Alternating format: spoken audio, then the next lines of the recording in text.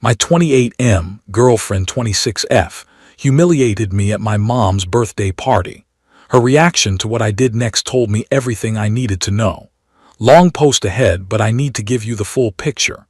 Some background. I've been with Melissa for about 18 months. I run a small e-commerce business that I started 2 years ago. It's just me right now, but it's actually doing pretty well. I specialize in custom outdoor gear and camping accessories, and last year I cleared about $85K in revenue. Not huge money, but for a one-person operation starting from scratch, I'm proud of what I've built. Melissa has always made little jokes about me being a one-man empire or CEO of myself, which I mostly laughed off because I thought she was just teasing. She works in marketing for a mid-sized tech company, makes decent money, and I always got the impression she thought her corporate job was more legitimate than my business. When people ask what she does, she says, "I work in tech." When they ask what I do, she usually says something like David has his little business, or he's an entrepreneur in this tone that makes it sound like I'm selling MLM products out of my car. Looking back, I should have paid more attention to these comments. But honestly, business has been good enough that I figured once I hire my first employee or hit 6 figures, she'd take it more seriously. My family is pretty traditional. My parents worked their asses off to give me and my sister opportunities. Respect and dignity mean everything to them, especially when it comes to work and family. They've always supported my business, even when it was just me selling stuff out of my garage. My dad helped me set up my books correctly, and my mom still asks about my inventory levels every time I visit. They understand what it means to build something from nothing, and they've never made me feel like my business was less important because it's small. That's probably why what happened Saturday hurt so much. So Saturday was my mom's 55th birthday. We had about 30 people over, family, some family friends, my mom's book club ladies, a few neighbors. Nothing fancy, but it meant a lot to my parents. Melissa seemed completely normal that day. She brought flowers for my mom, helped set up the buffet table, chatted with my relatives about her job. Everything felt fine. Better than fine, actually. I was proud to have her there, meeting extended family members she hadn't met yet. The party was going great. It was exactly the kind of family gathering my parents love. I was in full networking mode, I guess, talking to everyone, making sure people felt welcome, helping my dad with the grill, taking pictures of my mom with different groups of friends and family. Here's where it gets messed up. About an hour and a half into the party, I'm talking to my Uncle Stan when my cousin Jake comes up to me laughing and points to my back. "Dude, what's that on your back?" I reach around and feel paper. I manage to grab a corner and peel it off. It's a professionally made sign, not just scribbled on notebook paper, but actual printed letters on white cardstock with black marker borders. It says "We'll work for food" in big block letters that you could read from across the room. My stomach just dropped. I stood there holding this sign, and the conversation around me got quiet. Jake was still chuckling, but he stopped when he saw my face. Uncle Stan looked confused and uncomfortable. That's when I looked around and realized Melissa was about 15 feet away, holding her phone up, clearly taking pictures of me discovering the sign. She wasn't even trying to hide it. When our eyes met, she grinned and gave me a little wave. The worst part, this wasn't a spur-of-the-moment thing. She had planned this. Made the sign ahead of time, waited for the right moment, stuck it on my back, and then spent however long taking pictures of me walking around talking to my family members while wearing it. Read it, I've never felt humiliation like that. It wasn't just the embarrassment, it was the betrayal. This was my mom's birthday party, in my parents' home. In front of people who have known me since I was a kid, people who respect hard work and would never dream of making someone the butt of a joke like that. I didn't say anything in the moment. I just crumpled up the sign, shoved it in my pocket, and tried to continue with normal conversation. But the damage was done. I could see the confusion in my parents' eyes when they glanced over at me. My sister looked mortified when she saw what was happening. A couple uncles who don't really know Melissa well were giving me these looks like, "What the hell, man?" But the absolute worst part was that Melissa was still taking pictures. Even after I'd found the sign, even after I'd clearly discovered what she'd done, she was still standing there with her phone out, documenting my reaction. The party continued, but the energy was completely different, at least for me. I felt like I was performing for the rest of the afternoon, pretending everything was normal while internally dying of embarrassment. Melissa, on the other hand, acted like nothing had happened. If anything, she seemed energized, like she'd pulled off some brilliant prank. She was more social than usual, moving between groups, clearly enjoying herself. At one point, I saw her showing her phone to my cousin's wife, Sarah, both of them looking at the screen and giggling. When I walked by to refill my drink, I heard Sarah say, "Oh my God, that's hilarious. He had no idea." "None at all," Melissa replied. "Look how serious he looks talking to your uncle about business stuff. I got like 12 good shots." That night after we got home, she was still on her phone showing me comments from her friends. "Look, Marcus put the crying, laughing emoji." She seemed genuinely confused when I didn't think it was funny. I told her it wasn't appropriate, especially at a family event. She rolled her eyes and said I was being dramatic and that it was just a harmless prank. When I explained how it looked to my family, she said they should lighten up and that I'm successful enough now that I can take a joke. That's when I realized something. This wasn't a harmless prank. This was her way of cutting me down in front of people whose opinions matter to me. Whether she meant it that way or not, that's what happened. I didn't sleep much that night. By morning, I'd made my decision. I know some of you will think I'm overreacting, but I don't care. Respect is everything to me, and if someone can't give me that basic level of dignity, especially in front of my family, then we're not compatible. Edit. A lot of people are asking what I did next. I'll update you all once everything is settled. Thanks for the support so far. For those asking about the post, yes, that's right, she posted it on Instagram and it's still up. 47 likes and a bunch of laughing emojis. The caption says, "Serving your boyfriend a reality check, update 1. Holy shit, you guys." The response to my original post has been overwhelming. Thank you to everyone who validated that I wasn't overreacting. So here's what happened. Monday morning, I called Premier Moving Services and explained my situation. I told them I needed an emergency move, specifically to relocate one person's belongings from a shared apartment. I spent Monday afternoon going through the apartment methodically, identifying everything that belonged to Melissa. Clothes, toiletries, that expensive skincare routine she's always talking about, her yoga mat, even some furniture she'd moved in over the past year. I made a detailed list and took photos of everything for documentation. The moving company scheduled the pickup for Tuesday at 7 a.m. Melissa usually doesn't wake up until around 8:30, so timing worked perfectly. I want to be clear about something. I didn't throw her stuff away or damage anything. I'm not that guy. Everything was packed carefully and moved to a storage unit that I paid for through the end of the month. I even included a note with the storage unit address and access code. But here's where it gets intense. The movers were incredibly efficient. By 7:45 a.m., they'd cleared out everything that belonged to her. I'm talking clothes from the closet, makeup from the bathroom, her laptop charger, everything. The apartment looked completely different. At 8:15, I heard Melissa stirring.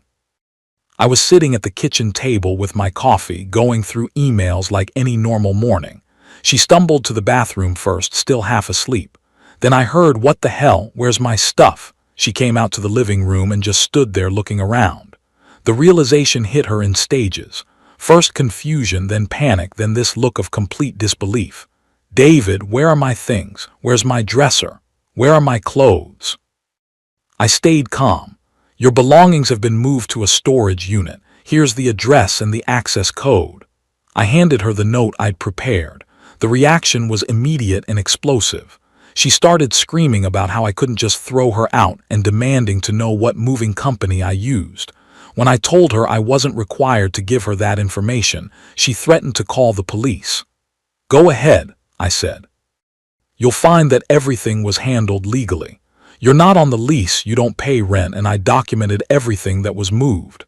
That's when she started crying. Not sad crying, angry, frustrated crying. She kept saying, "This is insane," and "You're being psychotic over a stupid joke." But here's the thing that really got to me. Even while she's crying and calling me psychotic, she still didn't seem to understand what she'd done wrong. She kept minimizing it as just a prank and saying I was ruining our relationship over nothing. I finally told her, "Melissa, you humiliated me in front of my family. You made fun of my work, my business, and my character in front of people I love and respect. Then you posted it online for your friends to laugh at. That's not a prank, that's cruelty." Her response: "Everyone thought it was funny. My family didn't think it was funny. I didn't think it was funny. The only people who thought it was funny were your Instagram followers who don't even know me." She tried a different approach then, apologies, promises to delete the post. She said she didn't realize it would hurt me that much and that she just thought it was cute. But you know what she didn't do? She didn't take responsibility. Not really. Every apology came with a but. "I'm sorry, but you're overreacting. I'm sorry, but it was just for fun. I'm sorry, but you never told me you were this sensitive." The storage unit thing really seemed to break her brain. She kept asking how I could have planned something so elaborate without talking to her first. Like, lady, you planned that whole Instagram humiliation without talking to me first, but I'm the problem. She's been blowing up my phone since she left to get her car and drive to the storage unit.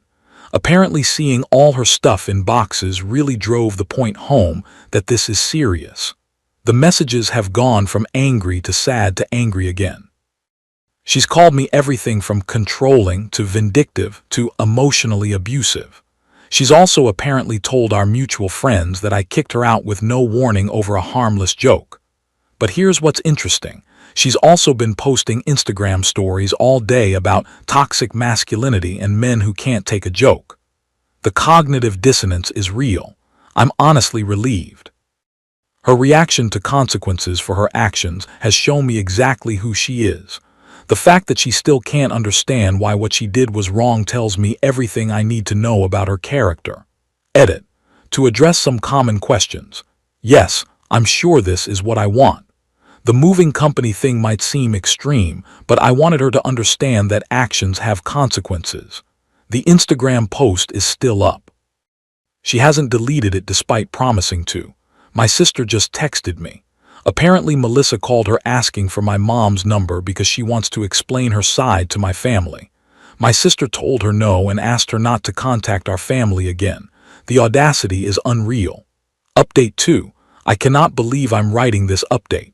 The situation has gone completely off the rails. So Wednesday evening, I got a call from my dad around 6 p.m. He sounded tired and frustrated, which is really unusual for him. "David, your girlfriend came to the house today." My stomach dropped. "What do you mean she came to the house?" Apparently, after my sister refused to give Melissa my parents' contact information, she decided to just show up at their door during dinner time. According to my dad, she was very upset and wanted to make things right with my family. She asked if she could come in and explain what really happened, because she was sure there had been a misunderstanding. My mom, being the gracious person she is, let her in. They sat in the living room while Melissa gave them her version of events. Here's what she told my parents. She said that I had completely overreacted to what was meant to be a playful, loving gesture between couples. She claimed that the sign was supposed to be cute, and that everyone at the party was laughing with me, not at me. She said I was too sensitive, and that she was worried about my mental health, because my reaction was so extreme and disproportionate. But here's the kicker. She told my parents that she was concerned about my stability, and that moving her things out was a sign that I might be having some kind of breakdown. She suggested that maybe they should talk to me about getting help. My father, God bless him, listened to all of this patiently. Then he asked her one simple question. If your boyfriend put a sign on your back that said something embarrassing and then posted pictures of you online without your permission, how would you feel? According to my dad, she got defensive immediately. Started talking about how that's different because I'm a man and should be able to handle a joke. She said that men who can't laugh at themselves are insecure, and that she was actually trying to help me be less uptight. My mother, who has been nothing but polite to Melissa, apparently had enough at that point. "Young lady," she said, "you humiliated my son in our home in front of our family, and then you put it on the internet for strangers to laugh at. Now you come to our house without being invited to tell us that he's the problem. I think you should leave." Melissa tried to backtrack, saying she didn't mean to offend anyone and that she just wanted to clear the air. But my dad stood up and walked to the door. "You've cleared the air," he said. "Please don't come back to our home uninvited." Reddit, I've never been more proud of my parents. They've always been people who choose kindness and giving others the benefit of the doubt, but they also don't tolerate disrespect. But it gets worse. After she left my parents' house, Melissa drove straight to my apartment. She used her old key to let herself in. I got home from work around 7:30 to find her sitting on my couch, crying. "We need to talk," she said. I was honestly shocked that she was there. "Melissa, you can't just let yourself in here anymore. We're broken up." That's when she completely lost it. Started screaming about how I was destroying her life and turning everyone against her.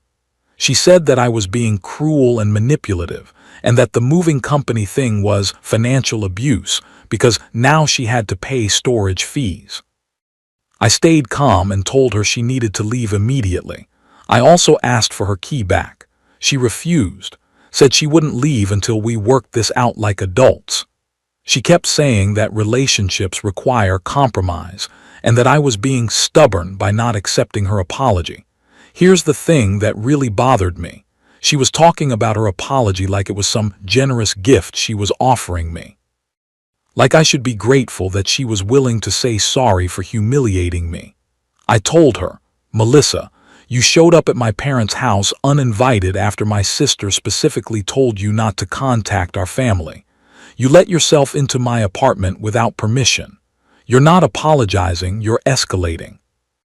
Her response was to accuse me of playing the victim and to insist that everything would be fine if I would just get over it and move on. At that point, I told her I was calling the police if she didn't leave immediately and return the key. She finally left, but not before throwing the key at my feet and telling me that I'm going to regret this and that I'm not the catch I think I am. The whole thing left me feeling drained and honestly a little shaken. Not because I doubted my decision, but because I realized I'd been dating someone who was completely incapable of taking responsibility for her actions. This morning, I changed my locks anyway. I also blocked her number and all her social media accounts. Edit. Several people have asked about the Instagram post. I checked through a friend's account, it's still up. She's also posted several stories about manipulative men and emotional abuse. The irony is apparently lost on her. Final update. I was hoping I wouldn't need to post another update, but Melissa decided to provide one final demonstration of why I made the right choice. This happened yesterday, Thursday, and honestly, if someone had told me 3 weeks ago that my relationship would end with police reports and storage unit drama, I would have laughed. I got a call from the storage facility around 2 p.m. The manager explained that someone matching the description I'd provided Melissa had shown up and used the access code to get into the storage unit. Apparently, Melissa had expected the storage facility to help her load everything into her car, and when they explained that wasn't their service, she started shouting about how I had trapped her belongings and that the whole situation was designed to make her life difficult. She was pretty worked up, the manager said. Started saying something about emotional abuse and financial manipulation. She wanted us to call you and force you to come help her move her stuff out. When we said we couldn't do that, she threatened to call the police. He was calling to let me know what had happened and to ask if I wanted to add any notes to the account about the situation. Just note that she has legitimate access to her belongings, I told him, but I'm not responsible for helping her transport anything. That's between her and whatever moving service she wants to hire. About an hour later, my phone started blowing up with texts from a number I didn't recognize. Turned out Melissa had gotten a new phone number and was messaging me from that. The messages were a lot. I'm talking novels. Long paragraphs about how I was ruining her life and making her homeless. She's been staying with her sister since Tuesday. Accusations that I was stealing her stuff by putting it in storage. But the one that really got me was when she said that my parents were obviously controlling and had turned me against her. I didn't respond to any of the messages. Then around 6 p.m., I got a call from my buddy Marcus, who works at the police station. Apparently, Melissa had filed a report claiming that I had illegally evicted her and stolen her property. Marcus explained that since she wasn't on the lease, paid no rent, and had no legal claim to residency, there was nothing they could do. He also mentioned that the officers she spoke with found her behavior concerning and suggested she might want to take some time to cool down. But here's the part that really shows you who Melissa is as a person. She posted about the police station visit on Instagram. I'm not kidding. She posted a selfie from the parking lot of the police station with a caption about fighting for justice and standing up to financial abuse. She tagged it with "Never settle and know your worth." The cognitive dissonance is breathtaking. In her mind, she's the victim of this story. A woman who humiliated her boyfriend publicly, refused to take responsibility, showed up uninvited to his parents' home, broke into his apartment, and then tried to manipulate the police, and she still thinks she's somehow the wronged party here. This morning, my phone rang from her new number. Against my better judgment, I answered. "David, we need to talk," Melissa said. Her voice was shaky, like she'd been crying. "Melissa, I've blocked your other number for a reason. Please just listen to me. I know I made mistakes, but you're destroying everything we had over nothing. I loved you. I still love you. Can't we just know, Melissa?" I cut her off. "There's no we here anymore. And I want you to listen to me really carefully. I've been documenting everything. Every text, every Instagram post, every time you violated my boundaries. I have recordings. I have witnesses to you harassing my family." "What are you saying?" I took a deep breath. "I'm saying that if you contact me, my family, or anyone associated with me again, if you show up at my apartment, my parents' house, my workplace, or anywhere I might be, I will file for a restraining order. And with the evidence I have of your behavior over the past week, I'm confident I'll get it. You wouldn't try me. I gave you every opportunity to handle this like an adult. You chose to escalate at every turn. Do you really want to find out how far this can go?" The silence stretched on for nearly 30 seconds. When she finally spoke, her voice was different, smaller. I thought we had something special." "We did, and you destroyed it yourself. Don't contact me again, Melissa. I mean it." I hung up and immediately blocked the new number. Some of you have asked if I miss her or if I have any regrets. Honestly, I miss the idea of who I thought she was. I miss the relationship I thought we had. But I don't miss the person she actually turned out to be. I'm keeping the storage unit paid through the end of next month as promised. After that, she'll need to figure out her own arrangements. I've done more than enough. I'm closing this chapter and moving forward. Melissa can keep her Instagram stories about toxic masculinity and emotional abuse. I'll keep my self-respect and my family's trust. Edit. A few people have asked about the mutual friends situation. Most of them have stayed out of it, which I respect. The ones who have reached out have been supportive. Apparently, Melissa's version of events hasn't been as convincing to people who actually know me as she hoped it would be. Thanks again, Reddit. Time to move on to better things.